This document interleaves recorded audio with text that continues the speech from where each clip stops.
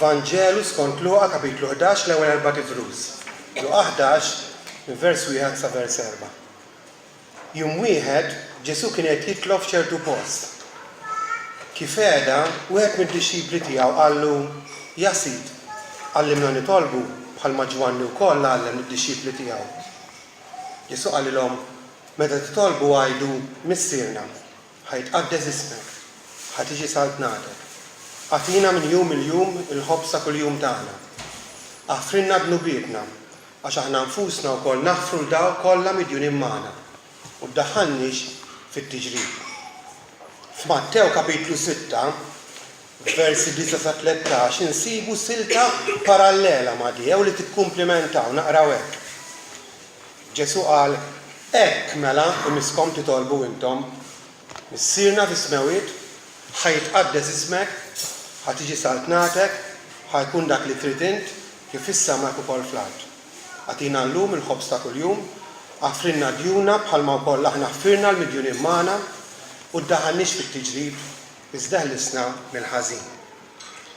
Is-suġġett qudiemna huwa l-aspetti prattiċi tat-talb, speċifikament it-talb personali fil-privat. U wħud mill-mistoqsijiet li se nwieġbu mistoqsijiet li xi wħud minnkom tistaqsuna huma għandu jkolli ħin kuljum dedikata apposta għat-talb u jekk iva għaliex. Kemm għandi ndum nitlob dal-ħin? X'se nagħmel waqt dal-ħin ta' talb, jiġifieri kif ħanitlob? Kif nista' negħleb id-distrazzjonijiet li jkolli? U x'nista' nagħmel meta nħossni bired bla ħeġġa għat-talb. L-iskop ta' din it-taħdita mhuwiex illi nimponu xi sett ta' regoli fissi li wieħed b'mod mekkaniku u b'riġidità jrid bil-fors jimxi fuqhom. Bħalli kieku qed ngħidu isma' hekk u hekk biss tridu titolbu. Iva se nkunu qegħdin ninsistu, għamel hekk u tagħmilx hekk, però l-intenzjoni primarja tagħna hi li ngħinukom u li ninkoraġġukom, mhux li nxekklukom u nabbukom xi pisijiet u liġijiet u regoli ġodda, xejn minn dawn. Nixtiequ ngħaddulkom pariri sani, linji gwida għat-talb personali fil-privat. Nixtiequ nippreżentawlkom qafas, speċi ta' skeletru, biex imbagħad intom tibnu fuqu, jiġifieri tlaħmuh skont l-esperjenza tagħkom, skont il-bżonnijiet, iċ-ċirkostanzi li tkunu għaddejjin minnha. Meta fl-Amerika sar survey fil-knejjes Kristjani intendi, fis-sezzjoni dwar tal-personali, tal-privat, kważi kulħadd qal li jaqbel it-talb privat huwa importanti, imma mbagħad b'mistoqsija oħra, ir-riżulta li fir-realtà kważi ħadd ma jitlob kuljum. Kważi kulħadd jaqbel kemm huwa importanti, però mbagħad kważi ħadd ma jitlob kuljum. L-istess diskrepanza kienet ovvja meta 8 snin ilu fil-Knisja Evanġelika Trinità minna speċi ta' survey bħal dan, kwestjonarju. U għall-mistoqsija kemm importanti t-talba għalik, ħafna qalu li t-talba għalihom huwa vitali u indispensabbli, jiġifieri ma ngħaddix mingħajru għax hu dak li jtini l-ħajja. Imma mbagħad meta staqsejnihom kemm titlob, ftit biss qalu li jitolbu kuljum. Jiena konvinti li kull persuna l-kol kemm intom li tinsabu hawn u li verament intom imwildin mill-ġdid tafu li t-talb personali fil-privat huwa importanti u neċessarju. U ċert li tożżu aktar minn ħaġa oħra dak il-ħin ta' kuljum fejn tixxierku ma' Alla il-ħaj. Però jiena ukoll konxju illi ħafna minna meta niġu biex attwalment nitolbu niltaqgħu ma' skos diffikultajiet u nsibuha bitqila vera. John Bunyan, l-awtur tal-famuż ktieb Kristjan l-Avvanz tal-Pellegrini jgħid hekk. Mill-esperjenza tiegħi nixtieq ngħidilkom kemm insiba diffiċli nitlob kif suppost. Il-predikatur famuż tas-seklu ieħor Martin Lloyd Jones mar oltre u għalhekk. Fil-ħajja Kristjana kull ħaġa oħra li nagħmlu hija ħfef mit-talb. Ngħiduha kif inhi. Kull min minna jipprova jitlob għal tul ta' ħin b'mod konsistenti, ġurnata wara ġurnata, ċertament jaqbel ma dawn l-istqarrijiet, għax nafu, għax esperjenzajna, missejna bidejna, it-tfixkil li nħabtu wiexna miegħu meta niġu biex nitolbu. Tfixkil mid-dinja li topponina bir-ritmu maġġel tal-ħajja, distrazzjonijiet, prioritajiet maqlubin, attrazzjonijiet li jfixkluna, tfixkil mill-ġisimna stess li jgwerra kontrina, apptiti, moods, ejja nas, mux nafjien. Tfixkil mill-ladu, mix-xitan, li jassaltana belf arma appena niddeċidu li nitolbu u appena nieħdu deċiżjon li rridu nieħdu t-talb bis-serjetà, dubi, tieħi l-qalb, tentazzjonijiet vari. U allura mhux tab xejn illi ħafna minna ngħidu illi t-talb inqisu importanti, però fir-realtà hawn min għadu qatt ma ddeċieda jibda jitlob kuljum. Għadu qatt ma ħa deċiżjoni li jsib ħin kuljum u jiddedika ħat-talb. Hawn minna min mhux konsistenti. Jiġifieri daqqa jitlob u daqqa ma jitlobx. U probabbli mingħajr ma nkun negattivi aktar ma jitlobx milli jitlob, għax jitlob jew titlob skont l-aptit, jew ċirkostanzi li jkun fiha. Hawn ukoll nies illi għalkemm jitolbu kuljum, forsi għandhom qegħdin id-drawwa għaddejjin kif ngħidu bil-Malti nofs kedda. Jitolbu iva imma l-ħin allokat għat-talb huwa ftit wisq, nitfa'. It-talb innifsu fil-verità sar toqol, u jkollhom ikunu onesti, sar ripetittiv, monotonu, nieqes minn dik il-ħajja li suppost tikkaratterizzah. Jitolbu daw imma aktarx ħammorru biex neħilsu, forsi anka biex inserħu l-kuxjenza, għax suppost nitlob kuljum, mela jina tlabt ħammexxi. Darba kien hemm naqa ta' tfajjel u resa lejn ġenituri tiegħu li kienu fuq is-sufan qed jaraw television u qallhom jaqgħu għall-amiet. Naqa ta' tfajjel qalu ma tarax ibni, għall-amiet alla ma mitx. U inti bħalek għalfejn, jekk tistaqsinek għall-amiet. U qallhom għax ma tkomx titlu kuljum dik il-kamra tintaqgħu miegħu u tkellmuh. Minn minna forsi xi darba kien jitlob kuljum, ullu waqaf. Għal xi raġuni jew oħra abbanduna l-ħin ta' talb ta' kuljum. Ixini l-qagħda li nsabu fiha l-aħwa, m'għandniex nikkuntentaw u nibqgħu kif aħna. Lanqas nagħmlu sew jekk noqogħdu nħibbew wara subajna u nġibu elf skuża il-għala jien ma nitlobx kuljum. Ikun wisq aħjar, kull wieħed u waħda minna nammettu li fil-qasam tat-talb personali fil-privat għadna batuti. Għad fadlinna ħafna x'nitalmu. U għalhekk qegħdin hawnhekk, u għalhekk qegħdin nerfgħu proprju din it-talba mulej għallimna nitolbu. U nirringrazzjaw l-Alla din talba lil mulej ġa semaħ u ġa tagħna tweġiba għaliha. Sidna Ġesu jgħallimna nitolbu bl-istess mod li jgħallem id-dixxipli tiegħu. Żewġ modi primari. L-ewwel nett jgħallimna bl-eżempju tiegħu, imbagħad jgħallimna wkoll billi jtina tagħlim speċifiku dwar it-talb, dwar kif nistgħu nitolbu. Mela, l-eżempju li tana Ġesu, Ġesu Kristu kien imdorri jinqata' lih waħdu biex jiltaqa' mal-missier u jixxirek miegħu fit-talb. Kif nafuda? Vintajni aħna, l-Iskrittura mqazza tina xhieda ta' dan. Matteo, pereżempju, f'kapitlu 14, vers 23 jgħidilnek.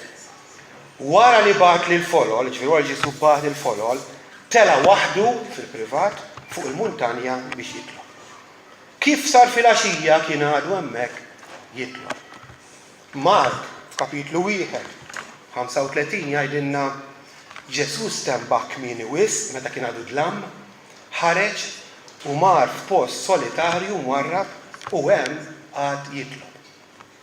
Luqa wkoll, kapitlu 5, vers 16 jgħidilna għal Ġesu u mar fid-deżert u għad jitlob. Forsi din traduzzjoni mhix daqshekk korretta u ma tgħinniex, għax ittina x'nifhmu li forsi kien darba li Ġesu mar fid-deżert u għad jitlob, fil-fatt fl-oriġinal il-Griegi tina stampa oħra li l-azzjoni, il-verb hija xi ħaġa ripetittiva, hija kontinwa. Allura ikun aħjar li kieku nittraduċu u ngħidu isma' u kien sikwiet ta' spiss jitwarrab postijiet remoti biex jitlob. Biex żgur ma taħrabinniex Luqa f'kapitlu 22, 39 jgħidilnek. Ġesu ħareġ u telaq skont id-drawwa tiegħu lejn l-għolja taż-żebbuġ. Sintendi mhux biex joqgħod jaqta' iż-żebbuġ jagħmel iż-żejt imma biex jitlob. Skont id-drawwa tiegħu. Mela, Sidna Ġesu Kristu li f'sens teoloġiku kien bħal Alla u kien Alla u qatt ma sta jkun maqtuħ mill-missier. Qatt. Dejjem f'xirka perfetta bħal Alla. Madankollu bħala bniedem fin-natura umana tiegħu kellu ħin apposta biex jixxierek u jgawdi ħin intimu mal-missier. Mhux biss, imma Ġesu ħada for granted li anke aħna id-dixxipli tiegħu bħalu nitolbu għandna ħin għat-talb. Għattu attenti f'Mattew 6 jgħid u meta titolbu, mhux u jekk titolbu, ġifieri u meta titolbu, l ħada for granted id-dixxipli tiegħu bħalu fuq l-eżempju tiegħu jitolbu. Jiddispjaċina, konna ngħidu li għadna nintaqgħu magħha illi kontrarju għal dan l-eżempju ta' Sidna jibqgħu jinsistu bil-kliem u anka bil-ħajja tagħhom illi m'għandhomx bżonn ħin kuljum iddedikat għat-talb. Kontrarju għal din ix-xhieda daqshekk ċara. Jgħidulek jiena nitlob il-ġurnata kollha ta' jiena l-ħin kollu naħseb f'Alla, jiena anke fuq ix-xogħol anke waqt li qed ngħaddi ħin kollu nfaħħar l-Alla. Tajjeb, jalla tibqa' żgħirek u tagħmel hekk. Però ħbieb ma nitqarqux. Id-dixxiplu mhux lill mgħallem tiegħu li tixbaħ u jekk li mgħallem tagħna kellu ħin apposta iddedikat għat-talb ma taħsbux ma jidrilkomx li aħna bħalu wkoll barra milli jkollna l-ġurnata kollha fil-preżenza t'Alla jkollna wkoll ħin dedikat apposta għat-talb. M'intix qed tinduna li jekk ma tixbħux fil-ħaġa hemm xi ħaġa żgħira żmerġ, tant indifferenti minn sidek, jew forsi taħseb li jint aħjar minnu u tgħaddi mingħajr dal-ħin. Mela, għandna bżonn kull wieħed u waħda minna niddedikaw ħin kuljum għat-talb personali fil-privat. Ma nistgħux nibqgħu irġiel u nisa insara ma nitolbux. Jew nitolbu biss meta jkollna aptit, jew meta nintaqgħu ma' xi kriżi fil-ħajja tagħna, le. Mill-24 siegħa kuljum li Alla tagħna hemm bżonn nwarbu ħin apposta għat-talb. Jekk tgħid li m'għandekx ħin għat-talb kif niddispjaċina ngħid min jaf kemm il-darba smajniha din għax imħabbat wisq, allura mħabbat wisq. Għandek bżonn wis probabbli qed tagħmel ħafna ħin f'xi attività li mhux suppost tiegħek daqshekk ħin. U għandek bżonn tieħu ħin minnha u ttieħ lit-talb. Mela barra milli jkollok ħin kuljum, tajjeb illi jkollok ħin fiss kuljum. Tgħinek li dejjem inti tmur titlob fl-istess ħin. Ovvja, min jaħdem b'xift u għandu ċirkostanzi irid ikollu iktar minn ħin wieħed għax jadatta skont ix-xift. Imma tajjeb, taf li dak il-ħin bħal m'għandek ħin għax-xogħol, ħin għall-ikel, ħin għall-irqad, taf li dak il-ħin huwa ħin li ħad iddedikah għat-talb. Barra minn hekk qis li l-ħin li tagħti lill-Alla ikun l-aħjar ħin, mhux il-fdal. Ġifieri l-Alla ttieħ l-aħjar ħin fis-sens li inti alert. Mhux wara ġurnata xogħol bla saħħa nofs sokri qed tgħid dal-ħin ħadd il-mulej.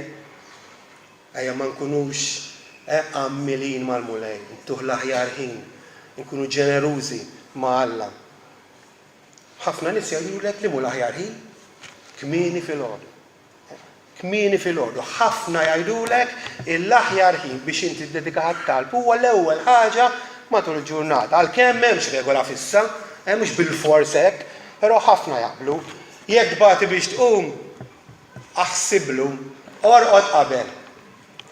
Qum qabel u jekk hemm bżonn jew inti jew xi ħu għidulhom jixxulek żverjarin biex tqum. All right, ejja wkoll nagħmlu sforz għax kultant inġibu skużi ħammor għax jiena ma nqumx filgħodu Għamel sforz, aħsiblu, ħalli kollok ħin għal-mulej. La qed nitkellmu fuq il-ħin ħafna jistaqsuna. Kemm suppost indum nitlob? Kemm ħin irid inqatta fit-talb? Din mistoqsija ħanweġbuha però għall-aħħar tat-taħdida. Ġifieri ħanajdilkom kemm ukoll. Irridu wkoll insibu jekk qattu attenti post adattat għat-talb, post solitarju tajtna l-Iskrittura. Jekk trid issib ħin għandek bżonn issib post ukoll fejn ma jinfixklek ħadd. Fejn inti tkun free mid-distrazzjonijiet kollha, jekk għandek l-annimali qed ittingħalaq fejn ma jaklux il-pets. Jiġifieri jekk għandek it-tfal għalhekk filgħodu tajjeb għax kulħadd ikun għadu rieqed. Post solitarju fejn inti m'intix qed tkun distratt. Jista' jkun ġewwa u jista' jkun barra. Nafuha s-silta minn Mattew 6. Immint meta titlob, idħol fil-kamra ta' ġewwa, jiġifieri l-kamra privata, sigrita tiegħek, u la tkun għal bibek, itlob il-missier li hu fil-moħbi. Ġewwa. Kamra id-dar għal-privat. U barra wkoll nafu li Ġesu kien imdorri jitlob fi ġnien u fuq il-muntanja. M'għandekx ċans titlob fuq muntanja u Malta, sissa, jiġifieri ma tistax. Però forsi titlob fuq il-bejt. Naf bħal Pietru. Fatti naqraw. Atti 10-9. Pietru tela fuq il-bejt madwar is-sitt siegħa nofsinhar biex jitlob. Biex ikun waħdu, post fil-privat. U l-aħjar ukoll fejn hu possibbli l-post dejjem ikun l-istess. Taf, dak huwa l-post fejn tkun tintaqa' mal-mulej. Mela l-mulej għallimna nitolbu bl-eżempju tiegħu, però għallimna nitolbu wkoll b'tagħlim speċifiku dwar it-talb. Issa ukoll hawn min, forsi anke fostna, kontra dan, hawn min joġġezzjona u jgħidlek m'hemmx għalfejn nitolbu, m'hemmx għalfejn nitalmu kif nitolbu. Jien m'għandniex bżonn nirċievu tagħlim speċifiku, struzzjonijiet, jiġifieri direzzjonijiet prattiċi dwar it-talb, biżżejjed tkun sinċir, Alla mhux il-qalb jara. L-importanti li titmexxa mill-Ispirtu. Għandek bżonn titgħallem, ħalli l-Ispirtu jmexxik. L-importanti li tkun free in the spirit. Tar-raġunamenti. Aħna naqblu perfettament, is-sinċerità fit-talb importantissima. Nixtru kull ipokrisija. It-tmexxija tal-Ispirtu fit-talb ma nistgħux ngħaddu mingħajrha. Mill-bidu waqt u wara t-talb. Aħna wkoll kontra kull formalità riġida u mejda fit-talb u favur il-libertà fl-Ispirtu, sintendi, l-Ispirtu Santu, l-Ispirtu tad-diċenza u tal-ordni u mhux tad-diżordni. Però ma nistgħu qatt naqblu ma' min jibqa' jinsisti li m'għandux bżonn tagħlim speċifiku dwar kif għandu jitlob. U dan għaliex konvinti mill-Iskrittura mpazza li aħna għandna bżonn nitalmu nitolbu. X'konfermanna da dan? Il-kliem li għadna kif rajna, meta wieħed mid-dixxipli resa għand Ġesu u qallu mulej għallimna nitolbu, il-mulej x'wieġbu? Ma tkunx bżonn tagħlim, hekk qallu, ma tkunx bżonn tagħlim ta'. L-aqwa idħallu l-Ispirtu jmexxi. Minix se nagħtikom xi mudell għat-talba għax taqgħu fil-formalità. Hekk qallu Ġesu. Jew lanqas ħallikom liberi għaliex inkella jekk tkunu liberi ma titmexxewx mill-Ispirtu Santu. Aqqas ma ħallihom u telaqhom għarrajhom, ħallihom jitalmu l-esperjenza kif ġieli nagħmlu aħna, għal kuntrarju weġibhom u tom tagħlim speċifiku. Hekk mela immiskom titolbu intom, weġibhom billi tom mudell, billi tom pattern biex fuq u jfasslu talbhom. Nafu li Ġwan il-Battista għamel l-istess, rajnija fis-silta, u għallem id-dixxipli tiegħu kif għandhom jitolbu. Illum ħafna nies jagħmlu għadin, ħafna gwidi spiritwali jiktbu kodba, jipritkaw u jtuna linji, hekk titlob, hemmhekk għandna skos kodba, dan hu l-mod, dan hu l-pattern kif nimxu fuqhom. Wieħed minn ftit modelli jew metodi ta' talb nirrakkomandaw aħna u dan għaliex fih l-erba' elementi essenzjali tat-talb kif għandu jkun. Huwa dak mibni fuq l-akronimu bl-Ingliż ACTS. All right? Jekk għandkom din qiegħed hemmhekk tajnielkom. A għal adoration, C għal confession, T għal thanksgiving u S għal supplication. Xieħut minnkom ta' fuq dana.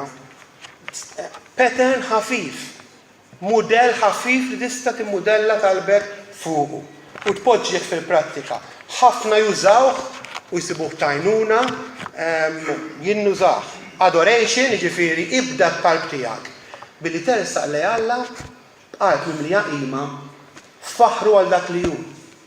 Għatih qima u tifħir ibbażati fuq il-karattru u l-attributi glorjużi tiegħu. Confession. Irrikonoxxi u bl-umiltà ammetti fejn nibt, sqar dnubietek u windem minnhom kollha. Thanksgiving, rotħajr l-Alla, irringrazzjah għal dak kollu li jagħmel miegħek għal barkiet u l-grazzi kollha li sawwa fuqek. Imbagħad supplication. Itlob bil-ħeġġa lill-Alla biex jagħti lilek u l-dawk ta' madwarek il-ħtiġijiet kollha tal-ġisem u tar-ruħ. Pattern bħal dan għandu valur. Għandu valur u jista' jgħinkom. Però jekk iridu xi ħaġa aqwa, aħjar insibuha fil-mudell li joffrilna Sidna Ġesu Kristu. Il-pattern li Sidna tal id-dixxipli tiegħu u lilna biex bih jallimhom jitolbu hija talba li nafuha bħala l-missier. Bl-ammen nafuha. Fil-fatt it-talba tal-missier hija meqjusa bħala it-talba pattern mudell per eċċellenza, l-aqwa waħda. Veru fl-Iskrittura għandna ħafna tal-in dwar it-talb. Iżda r-regola speċjali li missa tiddireġina f'talbna dik l-għamla ta' talb imsejħa popolarment il-missiema. Għalhekk ma nistgħux nitkellmu fuq l-aspetti prattiċi tat-talb u ma nħarsux lejha. Inkunu qed nonsu meta għandna mudell mogħti minn Sidna biex jgħinna fil-ħajja tagħna nkunu prattiċi. Alla nnifsu tagħna dal-mudell ftakruha din. Ippermettuli kumment qasir mal-ġenb. Xi wħud jistaqsu għandna nużaw it-talba tal-missierna u nitolbuha kelma b'kelma? Luqa jgħidilna fil-fatt meta titolbu ngħidu missierna. Din it-talba però primarjament nafu li kienet intenzjonata bħala mudell, bħala pattern. U t-talba tad-dixxipli ma kienx mulej għallimna talba, imma mulej għallimna nitolbu. Allura ma nistgħux nitolbuha kelma b'kelma kif nafu aħna u żgur li nistgħu. Ġie għamil mulej ċertament illi ħadd ma ħajoġġezzjona li privatament int titlob din it-talba li tajjilna Sidna stess, li kull ma hu ġej minnu u sabiħ u perfett. Nafu ħafna Kristjani li f'mumenti diffiċli meta qas kellhom saħħa jaħsbu f'xi kriżi, f'xi traċedja, għas-saħħa jilbislu kelma, talbu din it-talba bil-mod, kelma b'kelma, bil-qalb u fissruha u rċievu wkoll minn dik it-talba l-istejqien, is-sostenn li kellhom bżonn. Għalhekk bla dubju nistgħu nużawha personalment anke kif inhi. Però fil-verità kif ħanaraw minn hawn ftit ieħor hija talba pattern intenzjonata biex tallimna il-metodu kif nitolbu. U hekk ħanagħmlu. Ma nixtiex ħanitlu fid-dettall ta' kull petizzjoni ta' kull missierna għandha ħafna petizzjonijiet, ħafna partijiet. Ma nistgħux irdu pritka kieku kull fuq kull parti. Però ħanħarsu lejha u ħanħarsu lejn l-aspett prattiku tagħha, ġifieri ħanikkunsidraw u ngħidu isma' x'nistgħu nitalmu minn dan il-pattern biex bekk nitalmu nitolbu aħna b'dan il-mod. U allura ħanwieġbu l-mistoqsija kif għandi nitlob. X'nagħmel waqt il-ħin ta' Mela, jekk inħarsu lejn missierna sħiħa mill-ewwel nitalmu. Punt importanti, verità importanti dwar it-talb, ċoe l-ordni li bih irridu nitolbu. Il-mulej għallimna li dejjem nibdew talbna b'dan il-mod. Jiġifieri l-ewwel nibdew dak li huwa oġġettiv u mbagħad dak li huwa suġġettiv. X'jiġifieri? Talbna nibdew bil-ewwel ħarsitna nerfawha il fuq. Lejn is-sama, lejn Alla, lejn ir-rieda tiegħu, lejn il-glorja tiegħu, lejn l-interessi tiegħu, qabel ma ndawru ħarsitna l-isfel, lejn l-art, lejn anfusna, lejn kif qed inħossuna, lejn x'għandna bżonn. Missierna l-ewwel li inti fis-smawiet jitqaddes ismek, tiġi saltnatek, ħajkun li trid u mbagħad wara ħobżna ta' kuljum u l-kumplament. Dan l-ordni importanti li nsegwuh dejjem f'ħajna. Talmuha din regola l-aħwa, talmuha daħluha f'moħħkom u talmuha illi qatt tibdew bil-bniedem meta titolbu, qatt tibdew bikom infuskom kif qed tħossukom u x'għandkom bżonn, imma dejjem ibdew balla.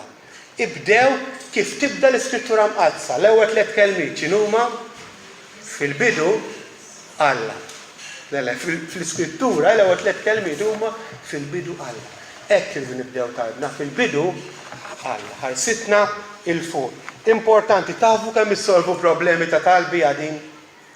Issolvu skos problemi ta' talbi. Per eżempju, x'tagħmel meta tħossok bla ħeġġa u bieret? Ma titlobx? Ibda balla. Imu, faħru, irringrazzjah, neħki ħarsek minn fuqek kif qed tħossok u dawwara l-fuq. Insa kif inta għaddej.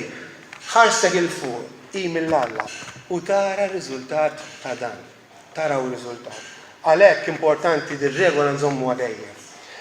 Issa li ngħidilkom huwa fil-prattika kif tistgħu tfasslu l-ħin ta' talb tagħkom fuq din talba tal-missiera. Naqtar attenzjoni ħanipprova nispjegaħħulkom ħalli mbagħad anke b'xi eżempji intkom tifhmu dal-pattern u tapplikaw f'ħajjitkom. Ħafna minnkom żortu xi mużew mhux hekk? Forsi mużew tal-pittura, x'tagħmlu? Tidħlu u hemm diversi swali, vera? Barra kull sala u srobbli jkun hemm xi informazzjoni dwar x'hemm f'dik is-sala. Mela, tidħlu f'dik is-sala intom u tħarsu u taraw l-affarijiet li fih. Huwa mużew tal-pittura, mhux hekk tagħmel tidħol u tħares lejn il-pitturi. Kif tlesti tgħaddi għas-sala li jmiss. Tagħmel l-istess.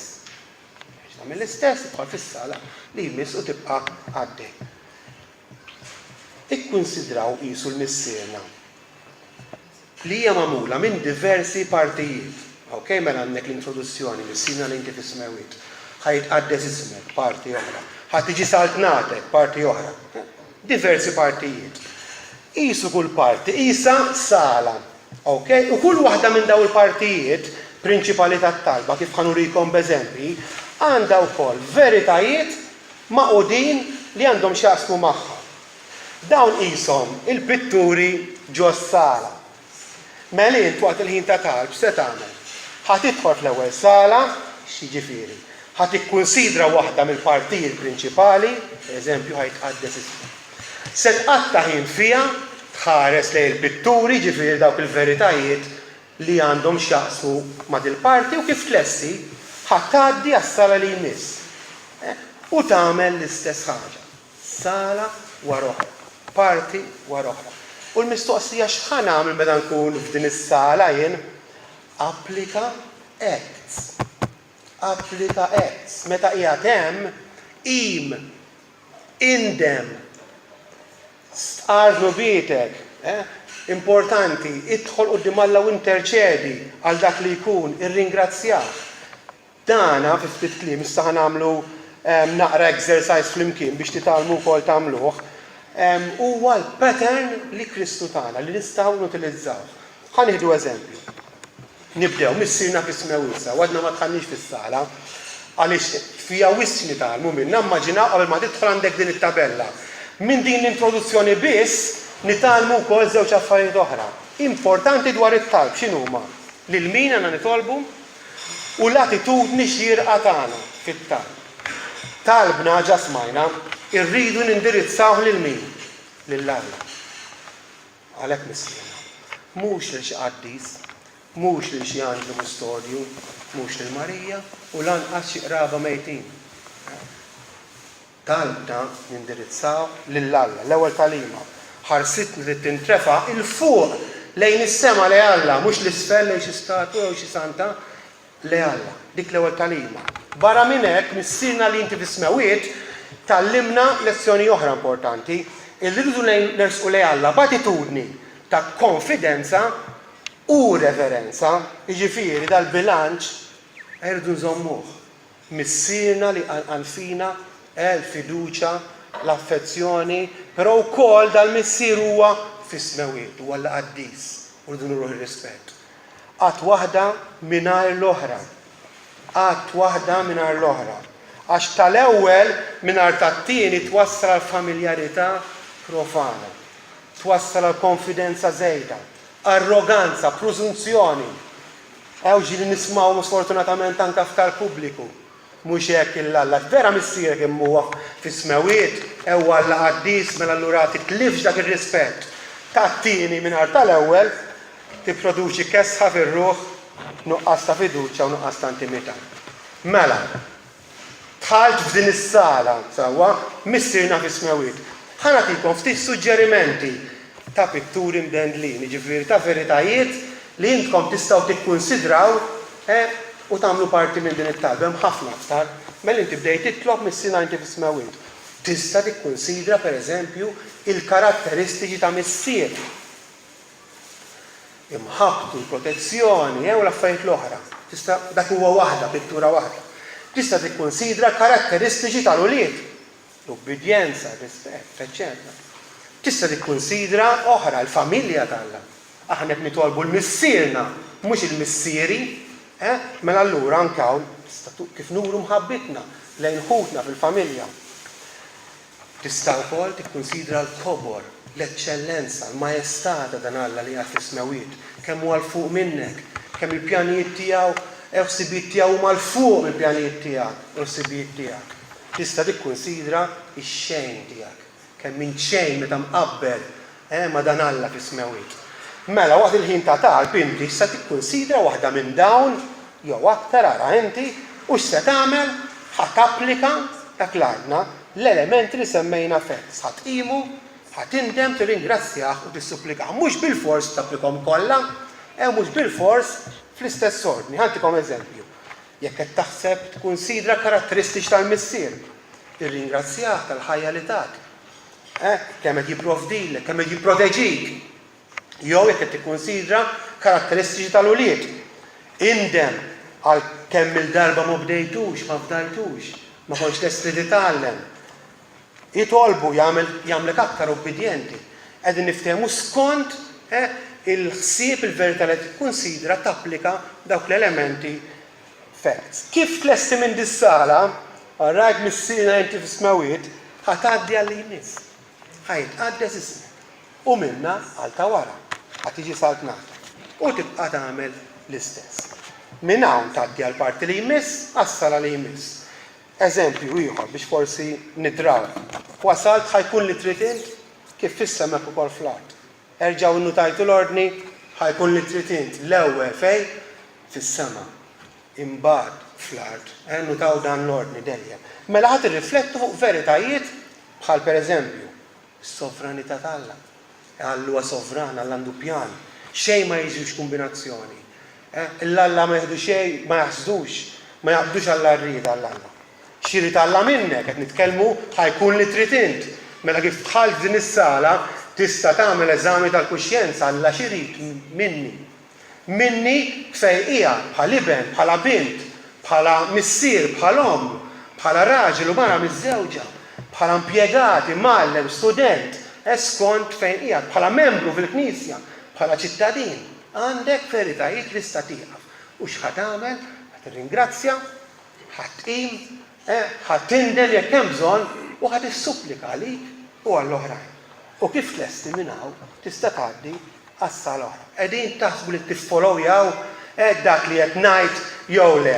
Qegħdin taraw il-missierna bħala pattern b'dan il-mod li inti waqt il-ħin ta' talb ħadd tidħol u ħadd tgħaddi minn parti għal oħra. Importanti li tifhmu għax meta tiġu biex tapplikaw hekk ma tifhimx xi trid tagħmel titfixkel. Mela, Alla tagħna din it-talba biex nagħmlu it-talb tagħna u minfassluh fuqna. Mela, ħobżna ta' kuljum għatina llum. Aħfrinna dubietna bħalma naħfru minnu ħati għalina. Tkompli għaddej. Daħħalniex fit-tiġrib iżda ħlisna mill-ħażin. Tirrepeti l-istess pattern li għamlu. Tikkunsidra l-verità li għandhom x'jaqsmu magħha u kull parti japplika l-indiema skont il-bżonn. Nispera li ħadtu idea ta' kif tistgħu tużawha, qed tużaw il-missierna bħala pattern, nispera lix dan il-pattern tawna il-mulej. Alright, tinsewx. Ixini l-età tiegħek żgħar, kbar, u x'inhu l-livell ta' skola, u ta' intelligenza, u x'inhu l-livell ta' maturità li għandek. Għandek tużah dal-pattern, għandek tużah. Għalhekk kien għandna minn sidna, propju biex nimmudellaw talbna fuq. Użaw qabel u aktar milli tużaw patterns oħrajn li forsi ġejjin minn bnedmin bħalna. Użaw għax il-benefiċċji li tirċievu minn għandu huma ħafna. Pereżempju, jgħinek tersaq lejn it-talb. Preparat. Taf x'qed tagħmel. Mhux hawn min sejjer biex titlob, ma tafx taqbad tagħmel. Mela dan il-pattern jgħinek għax ġa taf x'qed tagħmel. Għandek dal-pattern quddiemek. Allura tgħix kemm hu tajnuna. Jgħinek ukoll jekk inti pereżempju ssib it-talb diffiċli, ma nafx naqbad ngħid, ma nafx nitlob, tiġà dak il-bażi. Il-missierna tafa bl-amment. Mela rax imbuttatura tak, l-ewwel imbuttatura ġa tafa, ġa tibda missierna li inti bismewit, mhux ma tafx taqbad tajt, jgħinek anka f'dan mod. Jgħinek telep id-distrazzjonijiet. Kemm nikkomplenjaw fuq għadin. Niggarantilkom jien li rari jekk titgħallmu titolbu b'dal-pattern, rari tkunu distratti għaliex. Għax aħna moħħna jiġri, tafu meta ma ikun free, ma jafx taqbad imur. Kif ma tafx taqbad tagħmel moħħok jitlaq x'imkien ieħor. Meta għandek pattern għad follow moħħok jibqem. U anka ġieli, għax ġieli xorta moħħok jitlaq u ssib ruħek taħseb fuq ix-xogħol u fuq il-familja, minflok kif ħafna nies kienu jagħmlu qabel jindunaw jgħidu ma nista' nieqaf nitlob. Kemm jagħmlu għadin? U d-distrazzjoni twaslek biex taqaf titlob, le. Jekk indunajt li ġej distrat x'tagħmel? Mur lura u erġa' qbad fejn tlaqt. U tista' tkompli titlob. Għajnuna tremenda nek nitalmu nużaw dan il-pattern. Mela, tajjeb żommu f'moħħkom dan li ġej. Biex nitalmu nitolbu b'dan il-mod fuq dan il-pattern, bħal kull ħaġa oħra li nitalmu, se titlob minna sforz. Okay? Il-bidu dejjem ibes u ħad titlob minna dixxiplina wkoll sakemm nitalmu impoġġuh fil-prattika. Jista' wkoll meta tibda titlob dan il-mod, illi jista' jidher diffiċli jew komplikat u dak li jkun jippreferi ħanibqa' kif kont mhux iktar sempliċi hekk għalfejn ħanoqgħod nikkumplikah. Hawn min jagħmel dan l-iżball. Jista' l-bidu wkoll dak li jkun jgħidlek imma allura jien ħanoqgħod naħseb fuq il-kmama li jmiss u għall-bidu jista' jiġrilek hekk ħadd taħseb xi miss, dan huwa normali. Ma' żmien dan jispiċċa bħal meta suq karozza. Min jibda suq karozza attent fejn hu tal-ger, fejn hu l-gas, kemm tela l-ispid ħanaqleb vera, ħanaqleb il-ger. Għall-bidu jgħaddi żmien u dawk tagħmilhom xejn, iżek mhix inti. Dal-istess. Forsi għall-bidu jekk tibdew tużawh, ħatibda timma jien kollu qed naħseb fuq li jmiss u ħanipprova naħseb fuq xi verità hija. Iktar ma tidraw, iktar jiġi flowing. Tażlux the easy way out. All right, jiġifieri forsi tibqa' titlob kif kont u għax taħseb li da komplikat. Imma itfara sakemm ma ħanitalmu u ħanużah. Jekk u meta u jalla tibdew tużaw dan il-pattern, attenti minn dawn tliet affarijiet li ġejjin. Kunux riġidi żejjed, jiġifieri. Mhux bil-fors inti tqatta' ħin eżatt f'kull kamra biex niftehmu. Mhux bil-fors meta tikkunsidra verità trid tindem tirringrazzja tissupplika u tfaħħar bil-fors kollha wara xulxin. Ejja nkunu flessibbli. Kultant ħajkollok bżonn tieqaf fuq waħda mill-verità, mis-sina inti fismewit aktar mill-oħrajn. Alright, mela tkunux riġidi żejjed. Temnux gidba tal-għadu li pattern bħal dan ixekkel l-ispirtu. Mhux veru. Forma u spirtu mhumiex opposti, mhumiex kontra xulxin. Ma rridux nirraġunaw jew il-pattern inkella l-ispirtu, either or, tirraġunawx hekk f'ħafna affarijiet. Irraġunaw il-pattern u l-ispirtu dejjem mhux either or, and. Alright, hija gidba min jgħidilkom li għax inti tuża forma, allura xekkel l-ispirtu. Le. Taħsbu xaqqas ukoll li għax tkunu tużaw dejjem l-istess mudell, mhux hekk dejjem ħatajt missiena inti tismew toħ taħseb fuq b'xi mod ħataqa boring. niggarantilkom jien illi jekk nitmexxew mill-Ispirtu, l-Ispirtu għandu kapaċità li talbna jżommuna dejjem frisk. Jiena jisni nistħajjel li kull darba li dħalt fil-mużew fl-istess sala dejjem ibiddillek il-pitturi. Qatt minn tkun boring malla żgur tajċa dejjem ħobżu ta' kuljum mhux dejjem l-istess affarijiet. Le, Alla jurina dejjem. Jitfanna l-spotlight fuq veritajiet differenti. Ġifieri mhux vera li nkollok pattern bil-fors ħataqa' monotonu u ħadd irrepeti l-istess affarijiet. Mela, fil-qosor ħafna ħnaqsam magħkom fil-ħin li għandna wkoll suġġerimenti u twissijiet prattiċi għat-talbot ġenerali issa. Alright, nispera li fimtu dan il-pattern u tiddeċidu li tpoġġuh fil-prattika. Però dan li ħanajt għandu x'jaqsam mat-talb personali fil-privat mod ġenerali. Żommu bilanċ kif smajna trinitarjan fit-talb, xiġifieri. Tatux enfasi il-persuna waħda tad-divinità, jiġifieri l-Ispirtu Santu. L-Ispirtu Santu biss il-ħin kollu tinsew illa missier u l-libel. It-talb tagħna li tkun talb trinitarjan. Anka fil-bidu di għamluha xtenkom. L-ewwel ħsieb li jien ħad intaqa' Alla l-missier qabel ma tibda titlob. Ħadd kollok aċċess kif smajna, aċċess biss bid-dem ta' Kristu u l-għajnuna u l-tmexxija tkun l-Ispirtu Santu. Ibdew hekk talbkom, għamlu lkom infuskom, konsapevoli, aware. U di tiġi kif ħad tibda titlob mill-ewwel Trinità. Anki f'daw il-veritajiet ma tħallx fihom, però anke hawnhekk kieku tapplikaw barra hekk l-aspett trinitarjan jkollkom fejn timirħu. Alright, ma number one, bilanċ trinitarjan evitaw. Qatt tiffoka fuq persuna waħda ta' Trinità u tinsa l-oħrajn. Evitaw tagħlim, din hija żball li huwa komuni ħafna. Evitaw tagħlim fuq it-talb u l-prattiċi tat-talb li mhux skritturali. Aw ħafna tagħlim li meta tisemgħu jogħġbok għax tant jidher spiritwali. Tant jidher spiritwali, però mhuwiex skritturali. M'għandniex ċans nidħlu fid-dettall, però għandikom ftit eżempji, żewġ eżempji. Tagħlim li jgħidlek isma' waqt it-talb, kun passiv. Taħsibx, tbattal, ċedi kompletament, intela, tagħmel xi qas taħseb, ċertament dak mhux talb spiritwali, mhux talb skritturali. Dak talb ġej minn reliġjonijiet orjentali. It-talb skritturali huwa attiv. It-talb skritturali huwa talb intelligenti bil-moħħ. L-Apostli għajdilna fl-ewwel Korintin, kapitlu 14, vers 15. X'nagħmel mela?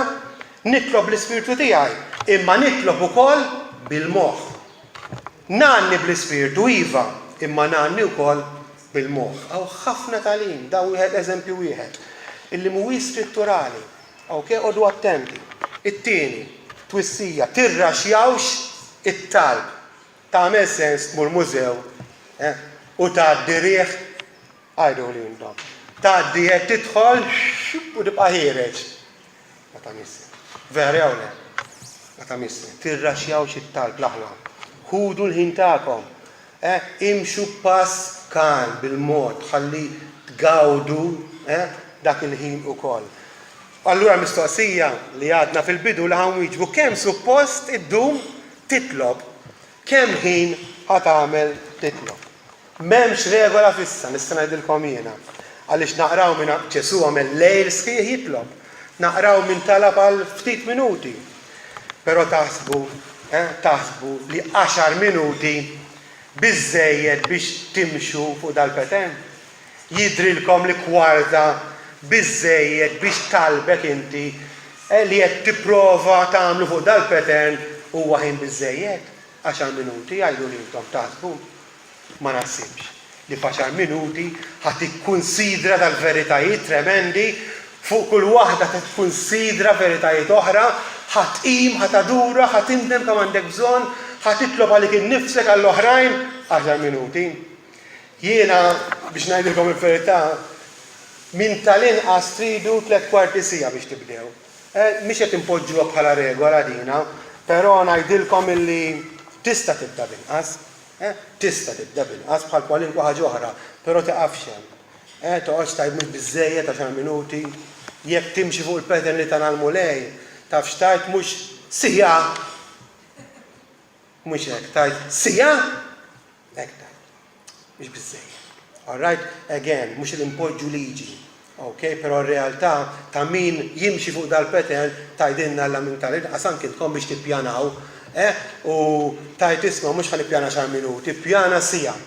All right, ħalli ddum inqas u mbagħad iżid. Importanti. Għaliex malla ma rridux inkunu għammili naqas fil-ħin. Wara kollox, il-kura tar-ruħ tagħna rridu ntuha iktar importanza. Ġisimna kemm intu importanza. Ma nistaqsikomx kemm minnkom tmorru l-ġim 10 minuti fil-ġimgħa l-ġim tmorru. Għamil ma jmurx imma min jieħu l-affarijiet bis-serjetà għajduli. Atleta li jieħu l-affarijiet bis-serjetà 10 minuti training kuljum. X'tajdulu?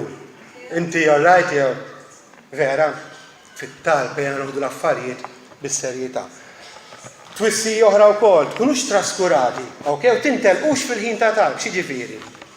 Mhux billi fit-talb fil-privat ħadd mu qed jarak għax inti waħdek f'post imwarrab, allura tista' tfalli, b'dodġ, tista' tmur tard, tista' titlaq qabel, tista' torqod għax qiegħed waħdek. Ma nkunux traskurati. F'dan il-ħin, attenti. Twissi oħra din tistrieħu fuq ebda pattern jew forma ta' talb. U taħsbu li dak il-pattern ħajibdilkom, dak il-mod ta' talb ħajibdilkom, jien ngħidilkom aqqas fuq it-talb innifsu ma tistrieħu biex jibdilkom fuq Alla tat-talb. U li jibdilna u jibdilna waqt li qed nitolbu. Okay, attenti minn din. L-ebda pattern, l-ebda regola, l-ebda ħin, l-ebda tul ta' ħin ma jibdlek. Alla li jibdlek f'dak il-ħin, f'dak li qed tagħmel. Mela, ftit suġġerimenti prattiċi, issa mhux twissijiet, talmu kif titolbu bl-iskrittura, bil-Bibja. Mela, minix qed ngħid illi l-ħin ta' talb tqattawh taqraw il-Bibja. Kristjan serju għandu ħin ta' talb allokat għat-talb u għandu ħin ta' talb allokat għal-qari meditattiv, studju u talb il-Bibja. Ġifieri bl-ebda mod m'għandna mmorru l-ħin ta' talb kollu naqraw il-Bibja. Għandna jkollna ħin apposta. Ħaġa li tgħinkom kieku l-ħin allokat għal-qari tal-iskrittura anke jkun ħin qasir, ikun jew qabel jew wara l-ħin tal-talb tagħkom, tajt kemm tgħinkom dik. Okay, jew qabel jew wara. Mela allura kif nistgħu nużaw l-iskrittura waqt il-ħin ta' talb? Fakkarkom waqt il-qari tal-iskrittura jeni tolbu, ukoll. Però waqt il-ħin ta' talb tista' inti tuża l-iskrittura billi tuża fit-talb tiegħek il-frażijiet, l-espressjonijiet li ssib fil-kelma tal-Alla. Tafu, meta jiġi biex tqim il-Alla, ġieli ma tafx xi tajt, meta jiġi biex tindem, fl-iskrittura għandna daw il-frażijiet sbieħ. Użhom, kun familjari ara mal-iskrittura l-ewwel, tkun qed taqra l-iskrittura l-ewwel, imbagħad uża dawk il-frażijiet u l-espressjonijiet tal-iskrittura waqt it-talb tiegħek. Hija għajnuna tremenda dina, jew tista' pereżempju tuża salmi. Anke hemmhekk għandna frażijiet, sentenzi sħaħ waqt li qed taqra mbagħad tużhom waqt il-ħin ta' talb tiegħek. Mela, żommu wkoll hawn min isiba tajnuna din. Fitat subajra ħdejkom waqt li qed titolbu, għaliex? Tista' tniżżel hemm fihom ħsibijiet li jiġu xi ħaġa li Alla jpoġġi fuq qalbek, tista' jkollok lista ta' nies u sitwazzjonijiet li inti fid-dover li titlob biex ma tinsix. Tista' tagħmel pereżempju paġna u tibda tniżżel lista ta' frażijiet mill-iskrittura li għandhom x'jaqsmu ma' acts. Pereżempju, tkun qed taqra u ġiet frażi kontra tiegħek biżni b'mulej. Mela inti għandek il-lista, għandek il-pitazz ta' repenti, confession u niżilt hemmhekk. U meta teħel, tista' tuża dan il-pitazz ukoll biex tagħmel referenza għalih. Tista' tniżżel fih talbiet li għallek fik il-mulej. Hawn min mhux kapaċi jitkellem, jikteb. Jgħaddu żmien, tmur lura u tgħix kemm Alla jinkoraġġik. Tista' tniżżel deċiżjonijiet, mulej llum dik ħajti. U mbagħad jgħaddu sitt xhur, tmur taqra tgħid hawn ma għamil xejn. Mela tista' ukoll suġġeriment tuża pitazz waqt il-ħin ta' talb tiegħek. X'pożizzjoni diġi li saqsuilna, kif noqgħod? Postura, posture waqt it-talb. Fil-Bibja naqraw dwar individwi li talbu bil-qiegħda, bil-wifqa, għall-kubtejhom u wiċċhom mal-art. Sibu m'hemmx regola, orajt pożizzjoni jien għalmuni. Sib pożizzjoni komda, imma la komda żejjed, orajt, u la skomda wisq. Okay? L-aħjar pożizzjoni għalmenu ħafna jsibu bil-qiegħda. Min dut tispiċċek ollok lejja torqod. Wiċċek mal-art minn pruvaj għal kubtieħ wara 10 minuti tiċċaqla minn tixkomdu għaddiju talb. Mela l-aħjar pożizzjoni li ħafna jsibu hija bil-qiegħda, però again, tkunux riġidi. U waqt il-ħin ta' tard tista' tħoss inti l-bżonn li tqim il-lalla u tinżel għal kubtieħ. Mela le, jew tinżel wiċċek mal-art. Okay, mhix daqshekk importanti, ma l-importanti li tkun la komda żejjed u laqqas komda wisq. L-ilbies, tajdu li anke l-ilbies hija. Meta tersaq lej Alla, fil-ħin personali tiegħek fil-privat kun diċenti. Għall-irġiel tidolbux baqas ta' taħt. Ġifieri, orrajt nilbsu diċenti, ma ninsewx li qegħdin nintaqgħu ma' Alla fid-divinità tiegħu. Mela l-aħwa, kunu irġiel u nisa li titolbu kuljum fil-privat, żgħar u kbar. B'hekk kunu tixku lil Malla f'dil ħaġa. Jekk s'issa xi raġuni jew oħra int għadek qatt ma ddeċidejt li tibda titlob kuljum forsi lek is-snin Kristjan, ew daqqa titlob daqqa ma titlobx imma qatt ma daħħalta f'moħħok li tissib ħin apposta għat-talt. Nispera li llum konvint mill-eżempju ta' sidna l-ewwel qabel kollox. Inkoraġġut mill-pattern li dak li ħajjejnek biex ma titfixkilx. Tiddeċiedi li tibda titlob kuljum fit-tali ħin u fit-tali post. Jekk xi darba kont titlob kuljum kont tieħu t-talb is-serjetà u llum xi raġuni jew oħra waqaft. Tħares lura issa, passat għadda, ħares forsi biex titgħallem minn xi żball, però tħares lura. Jekk żbaljajt fil-passat u l-żball waslek biex taqaf titlob kuljum indem, tlob maħfra u ranġa sitwazzjoni u ġibda itlob kuljum. Jekk kien persuna inkonsistenti, m'intix dixxiplinat, daqqa titlob, daqqa ma titlobx. Jew jekk inti titlob kuljum imma dej nofs kebda, ixini il-qagħda li tinsab fiha jiena l-appell tiegħi għalik illum huwa dan. Għamel it-talb fil-privat priorità tal-ħajja tiegħek. Ħud talb fil-privat ta' kuljum bl-akbar serjetà. Tinsix illi t-talb mhux biss dover għax hu dmir imma huwa privileġġ mill-aqwa kif smajna. Il-benefiċċji, il-barkiet li inti tirċievi u li joħorġu minn ħajja konsistenti ta' talb meraviljużi u ma tgħoddhomx. Ftakar illi l-Kristjan jitkejjel għarbu btejh. Il-Kristjan int titkejjel għarbu btejh. Hemm huwa t-test tal-ġenwinità, tal-ispiritwalità tiegħek għarbu btejh fejn wieħed jarak ħadd. Tinsiex, kun naf illi qawwi fit-talb, qawwi f'kuleri oħra. Ukoll dajjef fit-talb, dajjef kullum kien. Għaliex taħsbu li t-tentazzjonijiet jelbuna daqshekk malaj l-aħwa u daqshekk faċilment? Għaliex ma jitolbux kuljum? Għala taħsbu li d-dinja u dak kollu li hu tagħha tant jattirana u joġobna? Mbagħad l-affarijiet spiritwali, l-affarijiet tal-Alla, il-laqgħat, il-qari tal-Bibja, il-qari ta' kotba spiritwali tant jgħinuna, jekk mhux ukoll idejquna. Għax ma nitolbux kuljum. X'inhi r-raġuni illi jgħaddi kemm jgħaddi żmien minkejja l-laqgħat li nattendu, minkejja l-pritki kollha li nisimgħu, minkejja l-kotba spiritwali kollha li naqraw, nibqgħu trabi spiritwali u ma nimmaturawx. X'inhi r-raġuni? Mhux qed nitolbu kuljum. Ila ngorru, nilmentaw, nirrabjaw, nindannaw jekk mhux nieħduha kontra Alla meta jiġi fuqna l-awġ. Meta l-affarijiet ma jmorrux kif nixtiequhom aħna. X'inhi r-raġuni? M'aħniex qegħdin nitolbu kuljum. U għala fostna, fost il-familji tagħna, fost il-knejjes minflok l-imħabba. minflok l-għaqda, minflok is-sliem. Qed jimbtu, u nistgħu ninnotaw ejra, piki, ġlied, nuqqas ta' maħfra fir-diet għaliex. Għax m'aħniex qed nitolbu kuljum.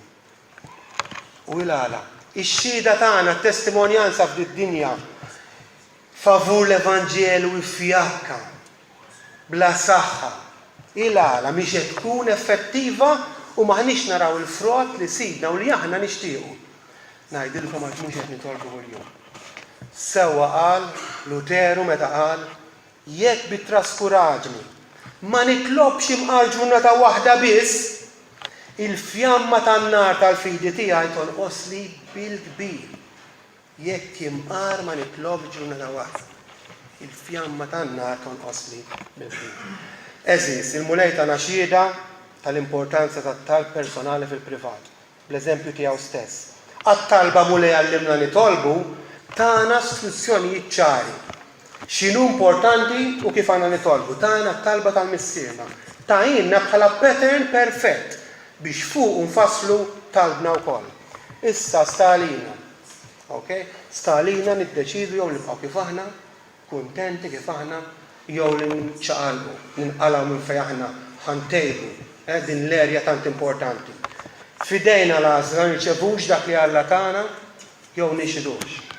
Star kull wieħed u waħda minna, mhux bħala ġemazza individwalment. Innapplikaw dawk l-aspetti prattiċi tat-talb illum tallimna u smajna fuqhom. U napplikawhom fil-ħajja tagħna, fil-jiem li ġejjin. Ħanagħlaq billi nikxfilkom sigriet. Mhux ħaġa fuq is-sigriet tat-talb personali fil-privat. Tafu x'inhu is-sigriet ta' talb personali fil-privat. Li tibda titlob, li tkompli titlob u li ma tieqaf titlob qatt. Dan huwa s-sigriet għas-suċċess fit-talb personali. Jalla l-mulej ġeddet fina l-ispirtu tiegħu biex jgħinna fin-nuqqas ta' ħila tagħna f'din l-erja. Jalla l-mulej isawwa fuq kull wieħed waħda minna spirtu ta' talb biex ta' kuljum fuq l-eżempju tiegħu niddedikaw ħin apposta fuq il-pattern tagħna u stess u fih nixxierku f'intimità mal-Trinità. Hemm baxx